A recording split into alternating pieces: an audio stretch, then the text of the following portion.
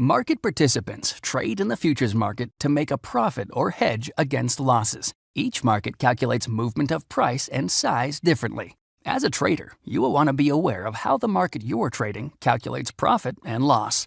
To determine the profit and loss for each contract, you will need to be aware of the contract size, the tick size, the current price being traded, and what you bought or sold the contract for. Let's look at the WTI crude oil futures contract. This contract represents the expected value of 1,000 barrels of oil. The price of a WTI futures contract is quoted in dollars per barrel. The minimum tick size is 1 cent. The dollar value of a one-tick move is calculated by multiplying the tick size by the size of the contract. For example, the dollar value of a one-tick move in WTI is 1 cent times 1,000 barrels of oil, which equals $10.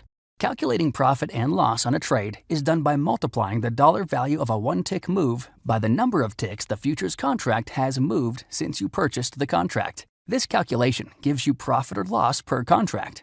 You need to multiply this number by the number of contracts you own to get the total profit or loss for your position. For example, a trader buys one WTI contract at $53.60. If the price of WTI increases to $54, the price move would then be $54 minus $53.60, which would be 40 cents. Remember, WTI has a tick size of 1 cent. The price moved 40 cents. Therefore, this price move was 40 ticks.